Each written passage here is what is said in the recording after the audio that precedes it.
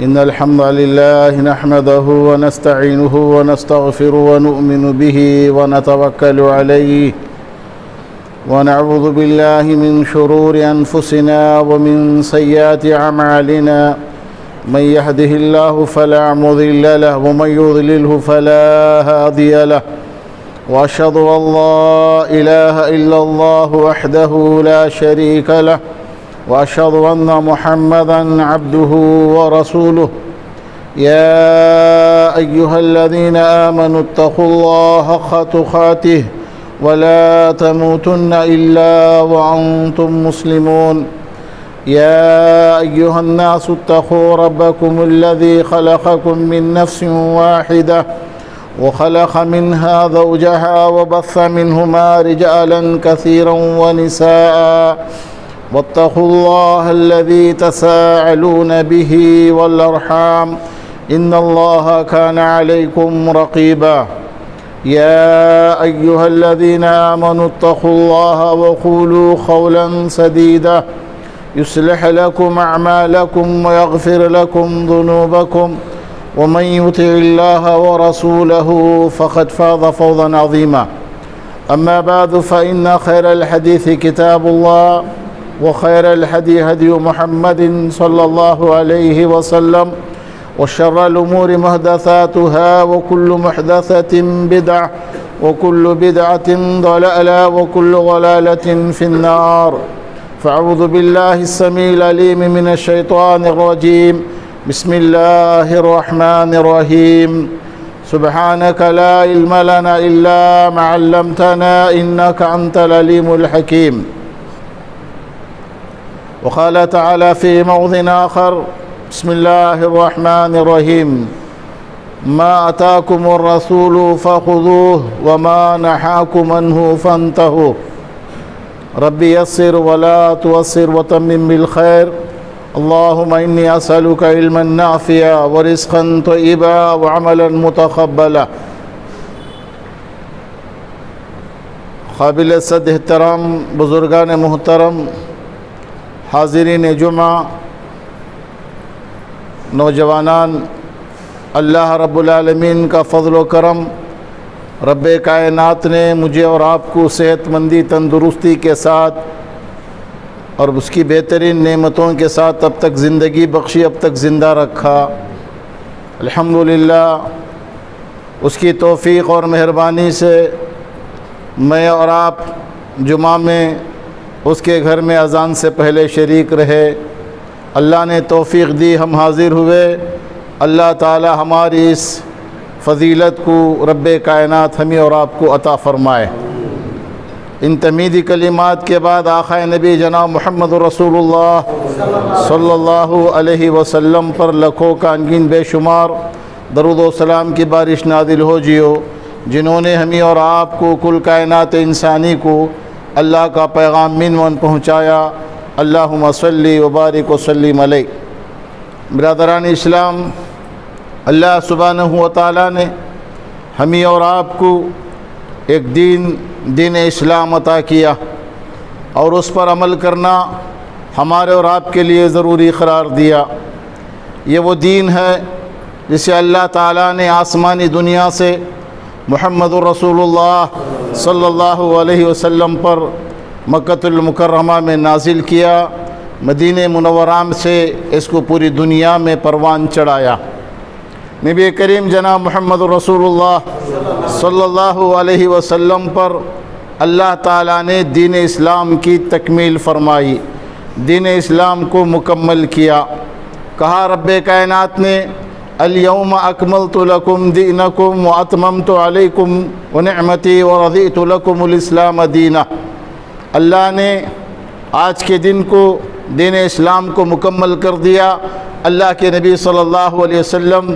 حجۃ الوداع کے موقع پر آپ وہاں ہیں وہاں اللہ تعالیٰ نے اس آیت کریمہ کے ذریعے دین اسلام کی تکمیل کر دی دین اسلام مکمل ہونے کا مطلب یہ ہے اللہ کے نبی صلی اللہ علیہ وسلم کے دین دینے کے بعد اس دین میں نہ زیادتی کی جائے گی نہ کمی کی جائے گی زیادتی کریں گے تب بھی گنہگار کم کریں گے تب بھی گنہگار اللہ کے نبی صلی اللہ علیہ وسلم نے مجھے اور آپ کو جو دین عطا کیا، رب کائنات نے جو شریعت آپ پر نازل کی، اسی پر ہم عمل کریں گے، کامیاب و کامران رہیں گے۔ ہماری عقل کہتی ہے، ہمارا دماغ کہتا ہے، ہمارا ذہن کہتا ہے یہ کام اچھا ہے، یہ کام بھی کریں گے، کوئی مضائقہ نہیں۔ ہمارا دل کہتا ہے نیکی ہے، یہ کام بھی کریں گے، یہ کام کرنے سے کوئی اچھے نقصان نہیں ہے، اچھا کام کر رہے ہیں، اچھا کام کر رہے ہیں۔ یہ بات ذہن نشین کر لیں، میرا اور آپ کا ذہن، میرے اور آپ کا دماغ، میرا اور آپ کا دل یہ بات تسلیم کر لے، میں جو کام کر رہا ہوں وہ اچھا ہے، میں جو کام کر رہا ہوں وہ صحیح ہے، میں جو کام کر رہا ہوں اس کے اندر نیکی ہے، میں جو کام کر رہا ہوں اس کے اندر فائدہ ہے۔ اگر اس پہ نبی کائنات علیہ السلام نے عمل کرنے کا حکم نہیں دیا، آپ علیہ السلام نے اس طریقے کو ہمارے سامنے پیش نہیں کیا، وہ ہمارے اور آپ کے لیے ثواب نہیں بلکہ عذاب بنے گا، ہم اور آپ جہنم کے مستحق بنیں گے۔ عبداللہ ابن عباس رضی اللہ تعالی عنہما روایت کرتے ہوئے کہتے ہیں، نبی کریم جناب محمد رسول اللہ صلی اللہ علیہ وسلم نے حضرت عبداللہ بن رواحہ رضی اللہ تعالی عنہ کو ایک لشکر کا امیر بنا کر ذمہ داری دے کر جمعرات کے دن رات میں لشکر تیار کیا اور کہا کہ عبداللہ بن رواحہ تم اس کی قیادت کرتے ہوئے اس کو لے کر تم رات نکل جانا، تم رات مدینے میں قیام نہیں کرنا۔ نبی کریم صلی اللہ علیہ وسلم کا حکم ہے، کہا کہ تم اس کو لے کے چلے جاؤ لشکر کو، کل جنگ کرنا ہے، اب تم وہاں رہو گے، مدینے میں تم قیام نہیں کرنا، تم نہیں رہنا۔ حضرت عبداللہ بن رواحہ رضی اللہ تعالی عنہ نے لشکروں کو بھیج دیا، کہا کوئی سواری ہے، کوئی پیدل ہے، اب کسی کے پاس اونٹ ہے، کسی کے پاس فلاں ہے، وہ چلے جائے گا۔ اللہ نے مجھے اچھی سواری دی ہے، اچھی سواری دی ہے، کل جمعہ کا دن ہے، میری اور آپ کی نیت یہ ہوتی ہے کہ کام اچھا ہے، ہم جو ایک اچھائی سمجھ کے کر رہے ہیں، لیکن شریعت نے اس کی طرف تعلیم نہیں دی ہے، وہ کام قابل قبول نہیں ہے۔ ایک مثال کے ذریعے، حدیث کے ذریعے آپ کے گوشے گزار کہا کہ کام تو اچھا ہے، کل اللہ کے نبی صلی اللہ علیہ وسلم کے ساتھ جمعہ پڑھ لوں گا۔ بھئی جنگ کو جانا کوئی معمولی بات نہیں، ہر آدمی غازی بن کے نہیں آتا، کیا معلوم کہ اللہ نے میرے مقدر میں شہادت لکھ دی ہو اور پھر اللہ کے نبی صلی اللہ علیہ وسلم کا دیدار بھی نصیب نہ ہو، پھر جمعہ بھی نہ ہو سکتا ہے کہ آخری جمعہ میرا ہو جائے۔ میں اللہ کے نبی صلی اللہ علیہ وسلم کے ساتھ جمعہ پڑھوں گا، جمعہ پڑھ کر اپنی سواری جو تیز رفتار ہے، اس وقت جو F-16 جو طیارہ ہے جنگ کا، ایسی سواری تھی، کہا کہ اس سواری کے ساتھ میں چلے جاؤں گا۔ آپ نے اللہ کے نبی صلی اللہ علیہ وسلم کے پیچھے جمعہ پڑھی، کوئی غلط کام تھا؟ کام تو اچھا ہے۔ نبی کریم صلی اللہ علیہ وسلم نے جمعہ کی نماز پڑھائی، دیکھا عبداللہ بن رواحہ ہیں، کہا میں نے تو ان کو لشکر کا قیادت دے کے کہا تھا کہ تم چلے جاؤ، یہاں پر کیوں ہیں؟ عبداللہ بن رواحہ سے پوچھا نماز کے بعد، کہ عبداللہ بن رواحہ تم کیوں نہیں گئے، کیا سبب تھا؟ اللہ کے نبی صلی اللہ علیہ وسلم نے کہا ما منعک ان تغدو مع اصحابک، ما منعک ان تغدو مع اصحابک۔ اے عبداللہ بن رواحہ کس چیز نے تم کو روکا میں تمہارے ساتھیوں کے ساتھ جانے سے؟ کیا سبب ہے تم کیوں نہیں گئے، جبکہ میں نے تمہیں کہا تھا کہ تم یہاں نہیں رہنا، تم رات میں بھی قیام نہیں کرنا بلکہ تم سفر کرنا۔ کہ اللہ کے نبی صلی اللہ علیہ وسلم آپ کو معلوم ہے کہ جنگ میں جانے والا غازی بن کر نہیں لوٹتا، ہو سکتا ہے کہ شہادت میرا مقدر ہو جائے، میں نے سمجھا کہ کل آپ کے ساتھ نماز جمعہ ادا کر لوں اور یہ فضیلت سے بھی میں محروم نہ رہوں، بلکہ دو ثواب مجھے ملیں گے، دو اجر ملیں گے، ایک تو ثواب کا اجر ملے جمعہ کا ثواب ملے گا، دوسرا جہاد میں جانے کا ثواب بھی ملے گا۔ ثواب کی نیت سے میں نے آپ کے پیچھے جمعہ پڑھ لیا تاکہ آپ کی قیادت میں نماز جمعہ بھی مجھ سے نہ چھوٹے، بس یہی، اور دوسرا کوئی سبب نہیں۔ پیارے حبیب جناب محمد رسول اللہ صلی اللہ علیہ وسلم نے ارشاد فرمایا لو انفقت ما فی الارض جميعا ما ادرکت فضل غدوتهم. اللہ اکبر. لو انفقت ما فی الارض جميعا. اے عبداللہ بن رواحہ، اس فضیلت کو پانے کے لیے اس فضیلت کو پانے کے لیے جو کل صحابہ تمہارے ساتھ سفر کر چکے ہیں، زمین بھر کر بھی خرچ کر دو، اس ثواب کو نہیں پہنچتے تم، اس ثواب کو نہیں پہنچ سکتے. یا یوں فرمایا اگر تم زندگی بھر نیکیاں کرو، کل جو صحابہ اکرام سفر باندھ چکے ہیں ان کے اجر کو تم نہیں پہنچ سکتے. اللہ اکبر. کتنی بڑی بات. ہماری عقل کہتی ہے کام اچھا ہے، ہمارا دماغ کہتا ہے کام اچھا ہے، نیت اچھی ہے، بری نیت نہیں ہے. کیا مطلب؟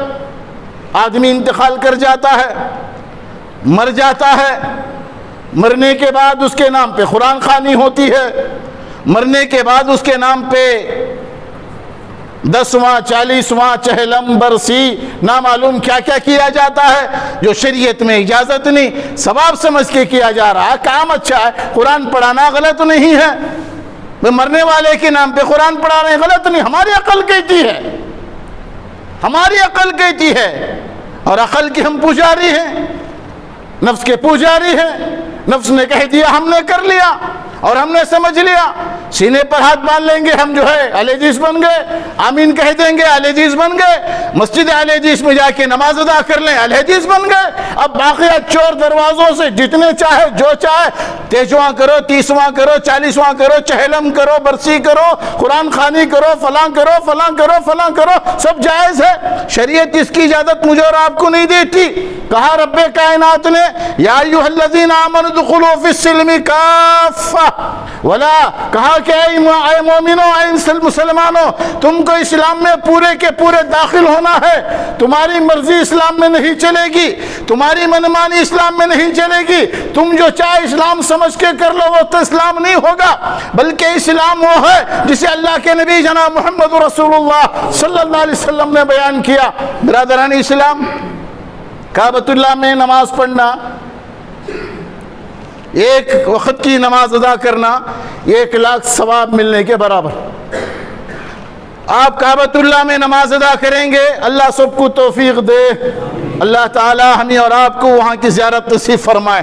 اللہ بارہا توفیق عطا فرمائے، بارہا موقع عطا فرمائے. اللہ تعالی جو حد بندیاں ہیں جلد از جلد کھلوا دے تاکہ جو ہے اللہ کے بندے اس کے اس مقدس گھر کی زیارت کر سکیں، حج و عمرہ کر سکیں. اللہ ہمیں اس میں شامل فرمائے. وہاں نماز پڑھنا 1,00,000 رکعت نماز پڑھنا. آپ نے نماز ظہر وہاں ادا کی، 1,00,000 نماز ادا پڑھنے کے برابر ثواب. آپ سفر حج پر ہیں، شریعت کہتی ہے 8 ذی الحجہ کو آپ نماز فجر کے بعد مکہ چھوڑ دیں گے، مکہ چھوڑ دیں گے، آپ مینا میں آ جائیں گے. مینا میں کیا کریں گے؟ آپ ظہر پڑھیں گے، عصر پڑھیں گے، مغرب پڑھیں گے، عشاء پڑھیں گے، پھر نماز فجر ادا کریں گے. پھر یہاں سے آپ جو ہے عرفات کو جائیں گے. 5 نمازیں آپ کو وہاں پڑھنی ہے. اب وہاں کی نماز کی فضیلت کعبۃ اللہ کی نماز سے زیادہ فضیلت اللہ کے نبی نے بیان نہیں کی ہے، بیان نہیں کی ہے. اب میری عقل یہ کہتی ہے، میری نیت یہ ہے کہ کعبۃ اللہ میں نماز پڑھوں گا، 1,00,000 رکعت نماز کے ثواب ملے گا.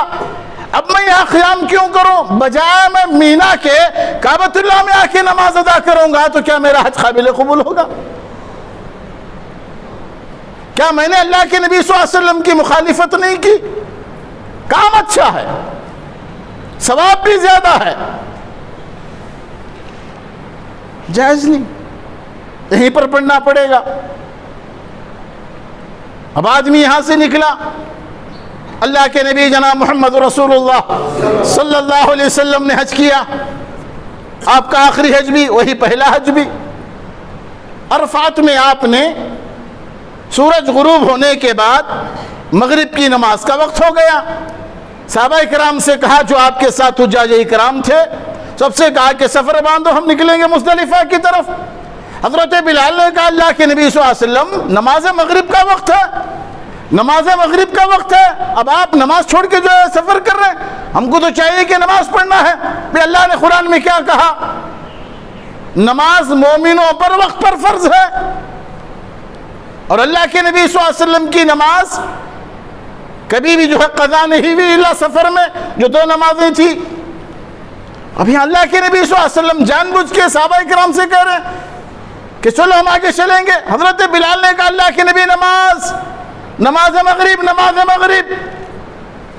اللہ کے نبی صلی اللہ علیہ وسلم نے کہا بلال آگے جا کے پڑھیں گے۔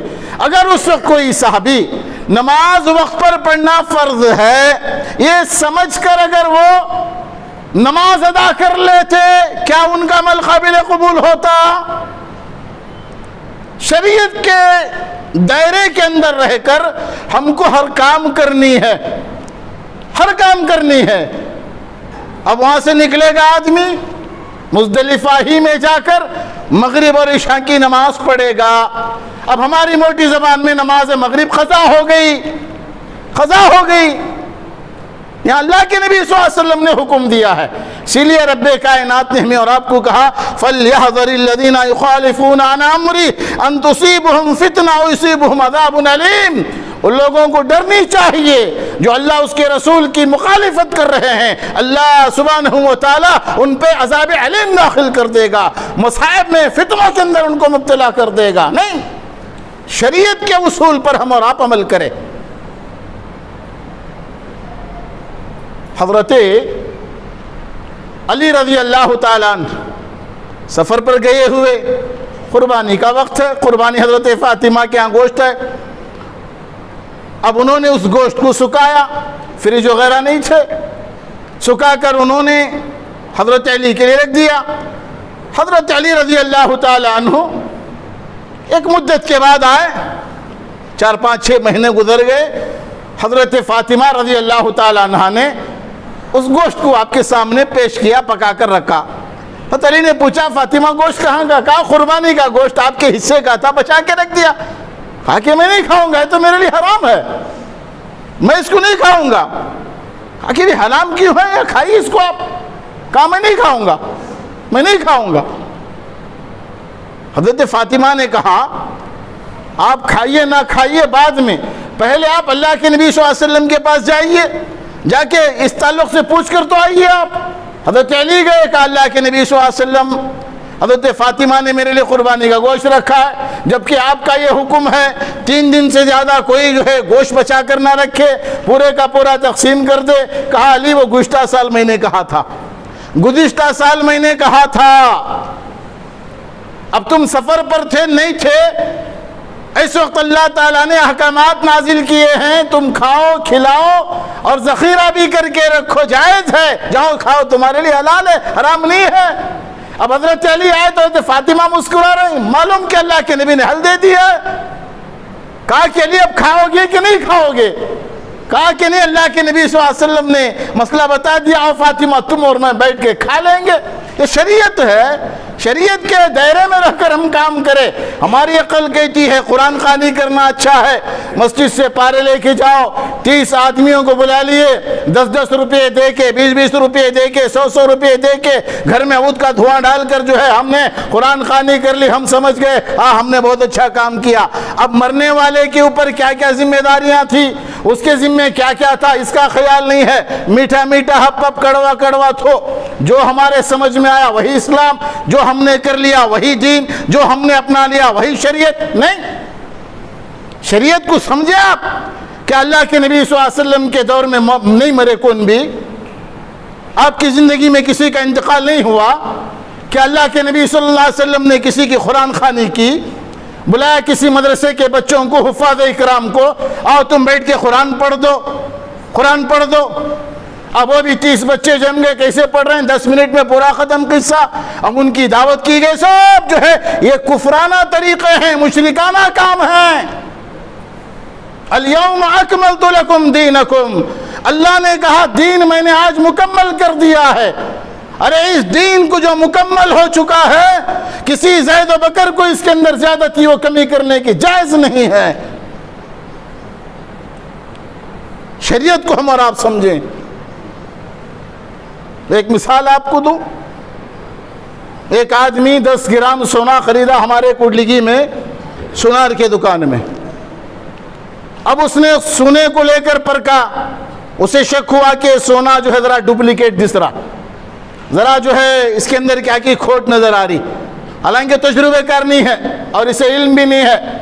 اب وہ اس نے کیا کیا، سونار سے کہا کہ بھی تو نے جو سونا دیا ہے یہ جو ہے مجھے پتل معلوم ہو رہا۔ وہ سونار کہتا نہیں بھی میں تجھے سونا ہی دیا ہوں، 50,000 روپے لے کر 10 گرام سونا دیا ہوں، اس کی قیمت بھی اتنی ہے، میں نے جو ہے ڈپلیکیٹ نہیں دیا ہے۔ اب بحث چل رہی ہے 1 گھنٹہ 2 گھنٹے دونوں میں تو میں ہو رہی ہے، ہاتھا پائی کی نوبت آ گئی، لڑائی کی نوبت آ گئی۔ کہا کہ میں نے سونا دیا، کہتا تو نے ڈپلیکیٹ دیا ہے۔ اب آزو بازو جو سونار کی دکان ہے اس نے دیکھا یہ کیا معاملہ ہے، ابھی بازار میں کیا گڑبڑ ہے، وہ آئیں گے تحقیق کریں گے کیا معاملہ ہے۔ کہا سونار کہے گا کہ میں نے سونا دیا ہے، اب یہ کہہ رہا ہے کہ جو ہے یہ سونا نہیں ہے۔ اب وہ آدمی کہے گا کہ میں نے اسے 50,000 روپے دیے ہیں، اب یہ جو ہے مجھے سونا نہیں دیا بلکہ مکسر دے دیا ہے، پتل دے دیا ہے۔ اب جو آزو بازو والے آئیں گے وہ کیا کریں گے، وہ سونے کو پرکھیں گے۔ سونار سونے کو پرکھے گا، اگر سونا خالص ہے تو کہے گا کہ بھئی یہ سونا دیا ہے تو کیوں جھگڑ رہا، اگر سونا جو ہے خالص نہیں ہے تو گراہک سے کہیں گے کہ بھائی یہ تو نے سونا لیا ہے یہ اوریجنل نہیں ہے، بات ختم۔ تحقیق ہو گئی، شریعت نے مجھے اور آپ کو بتلا دیا کہ یہی سونا ہے، یہی ہیرا ہے، اس پر عمل کرو، اس کو چھوڑ کر دوسرے راستے کو اختیار کر لے۔ یہ کہاں کی انسانیت اور کہاں کی مسلمانیت ہے؟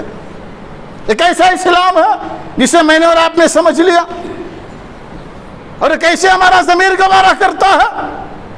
قرآن خوانی اسلام میں جائز نہیں، 3 دن کی زیارت قرآن میں جائز نہیں، احادیث میں جائز نہیں، شریعت مطہرہ میں جائز نہیں۔ کوئی ایک بندہ یہ بتلا دے نبی کائنات علیہ السلام کی زندگی میں، آپ کے بعد آپ کے اصحاب کی زندگی میں، آپ کے اصحاب کے بعد تابعین تبع تابعین کی زندگی میں، یہاں تک کہ ائمہ 4 کی زندگی میں کسی نے قرآن خوانی کی ہو اور کسی نے 3 دن کی جو ہے زیارت کی ہو اور کسی نے 40 دن کا چہلم کیا ہو، سال کی برسی کی ہو۔ یہ چہلم برسی، یہ 3 دن کی زیارتیں، یہ کافروں سے لی گئی رسم ہے، یہ اسلام نہیں ہے۔ اس سے روح کو جو ہے سکون نہیں پہنچے گا، روح اس سے جو ہے خوش نہیں ہوگی، اس سے میت کو کوئی فائدہ نہیں، مرنے والے کی کوئی جو ہے اس کے اندر فائدہ نہیں پہنچے گا۔ بھائیو اسلام کو سمجھو، ان شرکی یا کفری کاموں سے بچو، غلط عقائد سے بچو، جو شریعت نے کام بتلائے ہیں اس کو کرو، اس کی طرف توجہ دو۔ حضرت ابو ہریرہ رضی اللہ تعالیٰ عنہ روایت کرتے ہوئے کہتے ہیں انسان جب مر جاتا ہے اس کے عمل منقطع ہو جاتے ہیں، مرنے والا اس کے بعد کوئی نیکی نہیں کرتا، مگر 3 عمل ایسے ہیں مرنے کے بعد بھی اللہ سبحانہ و تعالیٰ اسے ثواب دے گا۔ مرنے سے پہلے اپنی زندگیوں کو سنوار لو، ان کاموں کو اپناؤ، ان کاموں کو کرو۔ کہا صدقہ جاریہ، مسجد بناؤ، مدرسے بناؤ، لوگ راستے میں آنے جانے تکلیف ہو رہی ہے درخت لگاؤ، زندگی میں کرو، بیٹھنے کے لیے سائے کا انتظام کرو، بور کا انتظام کرو، پانی پینے کا انتظام کرو، یہ صدقہ جاریہ ہے۔ یا ایسا علم مرنے کے بعد بھی فائدہ پہنچا ہے، علم کو عام کرو، علم پھیلاؤ۔ مثال کے طور پر ہم اور آپ دیکھیں ہمارے اکابرین علماء اکرام، اللہ ان کی خبروں کو نور سے بھرے، انہوں نے علم کو عام کیا، رہتی دنیا تک جب تک ان کے علم سے استفادہ کیا جائے گا ان کو ثواب ملے گا، ان کو ثواب ملے گا۔ یا تیسرے حضرت ابو ہریرہ نے کہا نیک اولاد چھوڑو، دنیا میں نیک اولاد چھوڑو، تمہارے مرنے کے بعد دعا کرے گی اللہ قبول کرے گا۔ نیک اولاد کہاں سے چھوڑیں گے؟ نہ خود نمازی ہے، نہ بچوں کو نماز کو لاتا ہے، نہ خود نماز پڑھتا ہے، نہ بچوں کو نماز کو لاتا ہے۔ اب جب خود نماز نہیں پڑھا، بچوں کو نماز نہیں لایا، اب پھر اس کے لیے دعا کون کرے گا؟ اس کے مرنے کے بعد دعا کون کرے گا؟ 3 عمل ہیں یہ. ارے آسان عمل ہے، کوئی مشکل کام نہیں. پھر ہندوانہ رسم لے کے ہم کیوں اپنی آخرت کو برباد کر لیں؟ کافروں کی رسم کو لے کے اپنی آخرت کو کیوں برباد کر لیں؟ مشرکوں کے عمل کو لے کر ہم اپنی آخرت کو کیوں برباد کر لیں؟ ارے آسان نسخہ ہے بھی. صدقہ جاریہ کے کام کرو. پوری مسجد بنانے نہیں ہوتا، اللہ نے جتنی توفیق دیا دے دو. چڑی کے برابر بھی آپ کو اللہ نے موقع دیا اینٹ دینے کا، دے دو. روپیہ دینے کی حیثیت اللہ نے دیا، 1 روپیہ دے دو آپ، وہی اجر ملے گا آپ کو. نفع والا علم رکھو. مدرسوں کے لیے اچھے اچھے کتابیں دلا دو تاکہ بچے وہاں پڑھے. حدیث کی کتابیں ہیں، قرآنیں ہیں، پڑھیں گے، نفع والا علم بچے گا. اللہ نے آپ کو موقع دیا ہے، حافظ قرآن بناؤ بچوں کو. یتیم بچہ ہے، غریب بچہ ہے، مسکین بچہ ہے، پڑھنا چاہتا ہے، دینی تعلیم حاصل کرنا چاہتا ہے، عالم بناؤ، حافظ بناؤ، قرآن پڑھاؤ اس کو. یا جہاں قرآن پڑھانے کے مکاتب مدارس ہیں وہاں آپ اپنے رقم خرچ کرو. ارے یہ بھی نہیں، اولاد کو نیک بناؤ. کہاں ہے ہماری اولاد آج؟ ہر ایک کو دوسروں کے بچے خراب نظر آتے ہیں، ہر ایک کو دوسروں کے بچے شریر نظر آتے ہیں، ہر ایک کو دوسروں کے بچے برے معلوم ہوتے ہیں. کبھی جھانک کر دیکھا اپنی اولاد کی طرف کہ تمہاری اولاد کتنی نمازی ہے، تمہاری اولاد کتنی نمازوں کی پابندی کر رہی ہے؟ ہاں ہماری اولاد ہے. نہ باپ کے بارے میں اولاد گواہی دے سکتی ہے، نہ باپ اولاد کے بارے میں گواہی دے سکتا ہے. امام احمد بن حنبل رحمہ اللہ، اللہ اکبر اللہ اکبر، ان کے فرزند بیان کرتے ہیں، ان کے بیٹے کہتے ہیں میرے والد امام احمد رحمہ اللہ 7 دن میں 1 مرتبہ قرآن ختم کرتے تھے. ایک بیٹا باپ کی گواہی دے رہا ہے.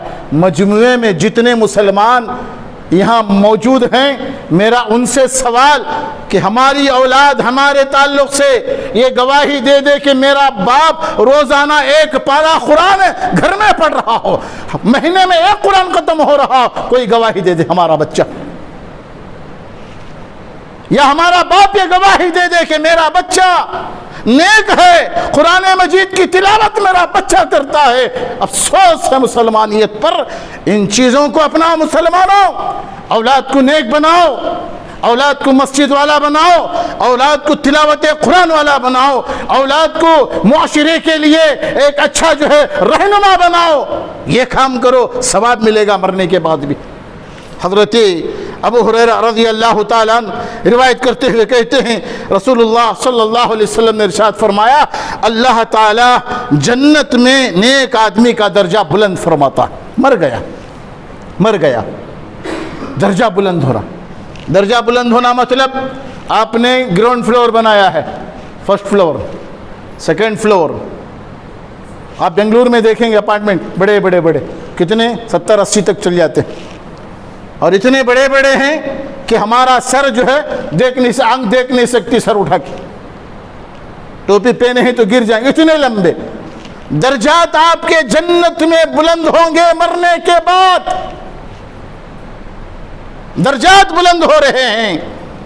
آدمی عرض کرے گا، سوال کرے گا، اللہ رب العالمین سے رب کائنات سے پوچھے گا، کہے گا کہ رب کائنات سے اے پروردگار عالم یہ درجات میرے کیسے بلند ہو رہے ہیں، یہ درجات کیسے بلند ہو رہے ہیں، یہ کیسے جو ہے میرے درجات چڑھ رہے ہیں. اللہ رب العالمین فرمائے گا کہ تیرے بیٹے نے تیرے لیے استغفار کیا ہے، مغفرت کی ہے. اللہ اکبر. کتنوں کے باپ یہاں مر گئے ہیں، کتنوں کے رشتہ دار مر گئے ہیں، کتنوں کے بیٹے مر گئے ہیں، کتنوں کی بیویاں مر گئے ہیں، کتنوں کی جو ہے زوجہ مر گئی ہے. کب ہم نے دعائیں کی، استغفار کی. کہا کہ مرنے والا اللہ سے پوچھے گا درجات بلند ہو رہے ہیں، میں تو کام نہیں کیا تھا، درجے کیسے بلند ہو گئے؟ اللہ کے نبی صلی اللہ علیہ وسلم نے کہا فَيَقُولُ رَبِّي أَنِّي لَهُ هَذَهِ فَيَقُولُ بِاسْمِ اسْتِغْفَارِ وَلَدِكَ۔ شاہ احمد نے روایت کیا، اللہ کے بندے، اے میرے بندے، تیری اولاد تیرے لیے مغفرت کر رہی ہے، جس کے سبب یہ جو ہے تجھے درجات کو بلندی مل رہی ہے۔ نبی کریم جناب محمد رسول اللہ صلی اللہ علیہ وسلم نے ارشاد فرمایا، حضرت عائشہ صدیقہ رضی اللہ تعالی عنہا روایت کرتی ہوئی کہتی ہیں کہ جو شخص مر جاتا ہے اور اس پر اگر کوئی روزے باقی تھے تو وہ روزے رکھے، اسے ثواب ملے گا۔ رمضان کے، رمضان میں تھا، بیمار تھا، روزے نہیں رکھا، مر گیا، اس کے روزے قضا تھے، اس کو رکھ لے، نماز نہیں، روزوں کے لیے گنجائش دی گئی۔ اسی طریقے سے نبی کریم جناب محمد رسول اللہ صلی اللہ علیہ وسلم نے ارشاد فرمایا، آدمی مرنے کے بعد کیسے ہو جاتا ہے؟ گویا کہ تیر رہا ہے، اسے مغفرت کی دعاؤں کی ضرورت ہوتی ہے، کھانے کی ضرورت نہیں، کھلانے کی ضرورت نہیں، قرآن خوانی کی ضرورت نہیں، زیارت کی ضرورت نہیں، چہلم کی ضرورت نہیں، برسی کی ضرورت نہیں۔ کس کی ضرورت ہوتی ہے؟ اس کو دعاؤں کا محتاج ہوتا ہے، وہ دعاؤں کے لیے تڑپتا رہتا ہے کہ کوئی میرے لیے دعا کر دے، کوئی میرے لیے دعا کر دے۔ اب جب اس کے لیے دعا کریں گے، کہا اللہ کے نبی صلی اللہ علیہ وسلم نے مثال دیتے ہوئے، حضرت عبداللہ بن عباس رضی اللہ تعالی عنہما روایت کرتے ہوئے کہتے ہیں، رسول اللہ صلی اللہ علیہ وسلم نے فرمایا، قبر میں میت کی مثال ڈوبنے والے فریاد کرنے والے کی مانند ہے۔ ڈوبنے والے، ڈبکیاں مارنے والا، غوطہ لگانے والا، سمندر میں گیا ہے، غوطے لگا رہا ہے اور فریاد کرنے والا پکار رہا ہے، میری مدد کرو، میری مدد کرو، میری مدد کرو، مجھے بچا لو پانی سے، میں ڈوب رہا ہوں۔ اس کی مثال دی کہ خبر میں ڈوبنے والے اور فریاد کرنے والے کی طرح ہے، جو اپنے ماں باپ، بھائی یا دوست کی دعا کا منتظر ہے۔ حدیث کے الفاظ ہیں، تمہارے کھانا کھلانے کا منتظر نہیں ہے، تمہارا قرآن پڑھا کر بخشوانے کا منتظر نہیں ہے، تمہاری زیارت کر کروانے کا منتظر نہیں ہے۔ کس کا منتظر ہے؟ دوست ہے تو دوست کی دعا کا منتظر اچھے دوست بناؤ۔ کیسے دوست؟ چبوتروں پہ بیٹھنے والے، عیاشی کرنے والے، گناہوں کی دلدل میں پھنس کر اپنی زندگیوں کو برباد کرنے والے، زنا کے ساتھ رہ کر زندگی بھر زانی بن کر زندگی کرا، اس کی دوستی، شرابی رہا، شرابی کی دوستی، ہاں اس کی تائید، اس کی مدد۔ تعاونوا علی البر والتقوی ولا تعاونوا علی الاثم والعدوان، اللہ نے حکم دیا ہے نیکی اور بھلائی کے کاموں میں مدد کرو، اچھائی کے کاموں میں مدد کرو، ولا تعاونوا علی الاثم والعدوان، دشمنی اور گناہوں کے کاموں میں کبھی کسی کی مدد نہ کرنا۔ ایک دوست اپنے دوست کی دعا کا منتظر ہے، تمہارا دوست نمازی ہے، تمہارا دوست تہجد گزار ہے، تمہارا دوست تلاوت کرنے والا ہے، تمہارا دوست اللہ کی یاد کرنے والا ہے، تمہارا دوست حرام سے بچنے والا ہے، تمہارا دوست حلال کی اتباع کرنے والا ہے، تمہارے لیے فائدہ ہے، فائدہ ہے، فائدہ ہے۔ زیادہ نہ جاتے ہوئے کہا اللہ کے نبی صلی اللہ علیہ وسلم نے، خبر میں ڈوب رہا ہے، فریاد کر رہا ہے، کس کی؟ بیٹا مر گیا تو ماں باپ کی، ماں باپ مر گئے تو بیٹے کی، دوست، بیوی، شوہر منتظر ہے دعاؤں کی۔ جب اسے دعا پہنچتی ہے، اسے دنیا کی ہر چیز سے زیادہ محبوب ہو جاتی۔ اللہ اکبر۔ جب آپ نے دعا کی اپنے باپ کے لیے، بھائی کے لیے، ماں کے لیے، بیوی کے لیے، مرے ہوئے رشتہ دار کے لیے، یہ دعا دنیا کی ساری چیزوں سے محبوب ہو جاتی ہے۔ دنیا میں کتنی محبوب چیزیں ہیں، اندازہ نہیں لگا سکتے۔ ان سے زیادہ محبوب چیز آپ کی دعا ہے۔ بے شک اہل دنیا کی دعا سے اللہ اہل قبور کو پہاڑ کے برابر اجر دیتا ہے۔ اللہ اکبر۔ اب مجھے بتاؤ، کھانا کھلانے کا کتنا اجر ہے؟ قرآن پڑھوا کر بخشانے کا کتنا اجر ہے؟ 3 دن کی زیارت کرنے کا کتنا اجر ہے؟ 10واں کرنے کا کتنا اجر ہے؟ 20واں کرنے کا کتنا اجر ہے؟ ارے ثواب بتلا دو، کیا ملے گا؟ اور میں تم کو ثواب بتلا رہا ہوں، اجر بتلا رہا ہوں۔ تم نے دعا کی،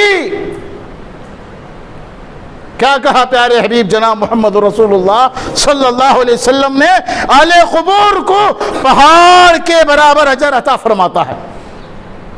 اور کبھی پہاڑ کا پیمانہ کرو جو دنیا کا سب سے بڑا پہاڑ ہے، تول سکیں گے آپ اسے؟ اس کے اجر کو ماپ سکیں گے آپ؟ ممکن نہیں ہے۔ اتنا اجر اللہ دے گا۔ یہ کام کرو، یہ کام کرو، یہ فائدے پہنچائیں گے میت کے لیے۔ پھر کہا اللہ سبحانہ و تعالیٰ کہ مردوں کے لیے زندوں کا بہترین تحفہ۔ ذرا اس بات پہ غور دیں آپ جو ہے غور سے سنیں۔ کہا کہ مردوں کے لیے زندوں کا بہترین تحفہ، گفٹ، ان کے لیے استغفار کرنا ہے، ان کی مغفرت کی دعا کرنا ہے۔ اللہ اکبر۔ یہ بہترین تحفہ ہے۔ قرآن پڑھوا کر بخشنا نہیں، کھلانا نہیں، یہ وقتیہ ہے۔ اجر نہیں ملے گا، ثواب نہیں ملے گا۔ میں عائشہ صدیقہ رضی اللہ تعالیٰ عنہ کہتی ہیں اللہ کے نبی جناب محمد رسول اللہ صلی اللہ علیہ وسلم جنت بقیع الغرقد سے، مدینہ منورہ کا قبرستان بقیع الغرقد، اللہ کے نبی صلی اللہ علیہ وسلم یہاں گئے، جو ہے دعا کی مرحومین کے لیے، مرنے والوں کے لیے۔ آپ واپس آئے۔ حضرت عائشہ صدیقہ کہتی ہیں کہ ان النبی صلی اللہ علیہ وسلم كان تخرج الى البقيع فيدعو له فسألته عائشة عن ذلك فقال اني امرت ان ادعو لهم۔ حضرت عائشہ رضی اللہ تعالیٰ عنہ کہتی ہیں کہ نبی کریم صلی اللہ علیہ وسلم بقیع الغرقد جو مدینہ منورہ کا قبرستان ہے وہاں گئے اور وہاں بقیع میں جو دفن ہیں ان کے لیے دعا کی۔ میں نے اس تعلق سے پوچھا تو آپ نے فرمایا مجھے حکم دیا گیا ہے مرنے والوں کے لیے میں مغفرت کی دعا کروں۔ اللہ، یہ کام کرو، یہ اجر ہے، یہ ثواب ہے۔ ایسے ویسے کام کر کے خود گنہگار، مال ضیاء، فائدہ نہیں۔ بھئی عقل مند آدمی کون ہے؟ کمانے کے بعد اسے فائدہ ہو، نفع والا جو ہے فائدہ ہو، اسے نفع مل رہا ہو، اچھی تجارت ہو رہی ہو۔ اب وہ کمانے کے بعد خود نقصان ہے، نقصان ہے، نقصان ہے۔ دنیا کی دولت لا کے دے دے کوئی فرق نہیں پڑے گا۔ آپ شریعت کو سمجھیں۔ شریعت مطہرہ میں اللہ کے نبی صلی اللہ علیہ وسلم کے بیوی حضرت خدیجہ کا انتقال ہوا آپ کی زندگی میں۔ کیا آپ کو محبت نہیں تھی بیوی سے؟ نہیں تھی؟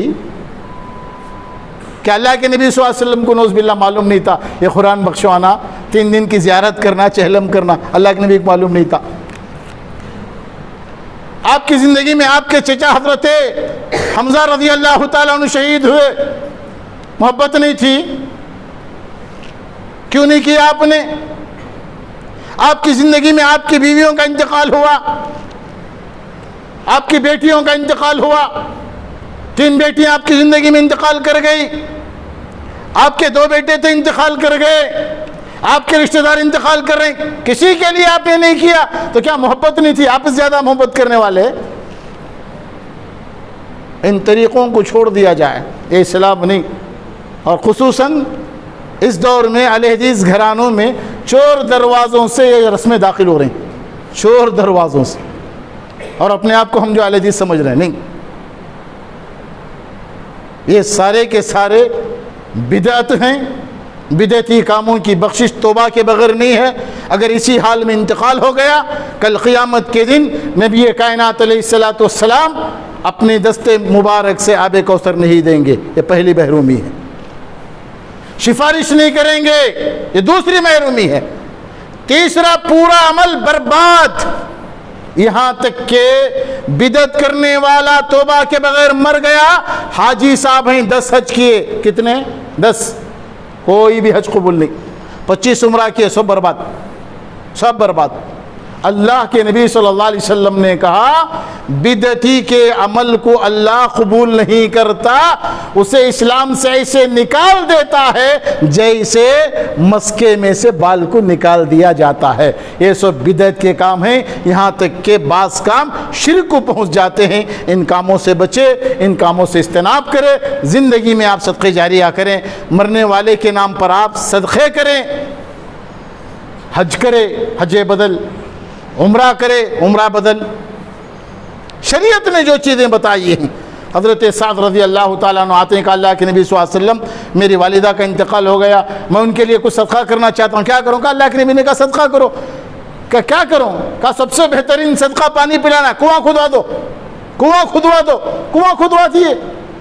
احادیث میں یہ عمل ہمارے سامنے موجود ہیں، ان عملوں کو ہم اور آپ کریں۔ اللہ رب العالمین سے دعا ہے اللہ ہمیں اور آپ کو ان خرافات سے بچائے، ان گندے کاموں سے بچائے، ان برے کاموں سے بچائے۔ اللہ تعالیٰ سنت پر ہمیں اور آپ کو عمل کرنے کی توفیق عطا فرمائے۔ اللہ سبحانہ و تعالیٰ شرکیہ کاموں سے ہمیں اور آپ کی حفاظت فرمائے۔ اللہ سبحانہ و تعالیٰ ہمیں جو ہے عقیدے کے اندر مضبوطی عطا فرمائے۔ اللہ سبحانہ و تعالیٰ جب تک دنیا میں رکھے ہمیں اور آپ کو توحید پہ عمل کرنے والا، سنت پہ عمل کرنے والا بنائے۔ اللہ تعالیٰ آنے والے مصائب سے، آنے والی پریشانیوں سے ہم سب کی حفاظت فرمائے۔ اللہ ہمیں ہر قسم کی بری بیماریوں سے اللہ ہم سب کی حفاظت فرمائے۔ اللہ جتنی بھی بری بیماریاں ہیں، بڑی بیماریاں ہیں، اللہ ان سب سے ہمارے اور آپ کی حفاظت فرمائے۔ اللہ سبحانہ و تعالیٰ ہم پہ رحم فرمائے، ہمارے والدین پہ رحم فرمائے۔ اللہ ہماری بیوی اور بچوں پہ رحم فرمائے۔ اللہ ہماری ذریت پہ رحم فرمائے۔ اللہ ہمارے محسنین پہ رحم فرمائے۔ اللہ ہمارے اساتذہ کرام پہ رحم فرمائے۔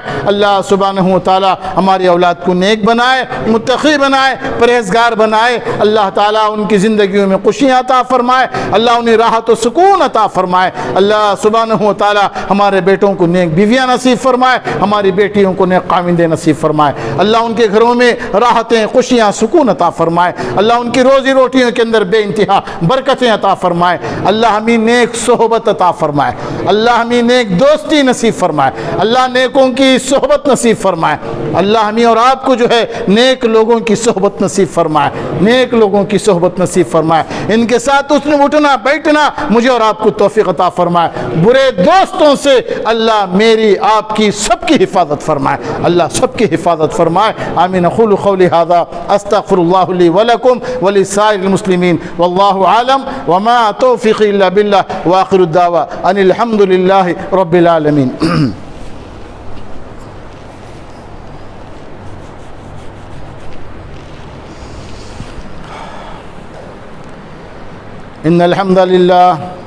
إن الحمد لله نحمده ونستعينه ونستغفره ونؤمن به ونتوكل عليه ونعوذ بالله من شرور أنفسنا ومن سيئات أعمالنا من يهده الله فلا مضل له ومن يضلله فلا هادي له وأشهد أن لا إله إلا الله وحده لا شريك له وأشهد أن محمدا عبده ورسوله أما بعد فقد قال الله تبارك وتعالى أعوذ بالله السميع العليم من الشيطان الرجيم بسم الله الرحمن الرحيم إن الله ملائكته يصلون على النبي يا أيها الذين آمنوا صلوا عليه وسلموا تسليما اللهم صل على محمد وعلى آل محمد كما صليت على إبراهيم وعلى آل إبراهيم إنك حميد مجيد اللهم بارك على محمد وعلى آل محمد كما باركت على إبراهيم وعلى آل إبراهيم إنك حميد مجيد عباد الله رحمني رحمكم الله إن الله يأمركم بالعدل والإحسان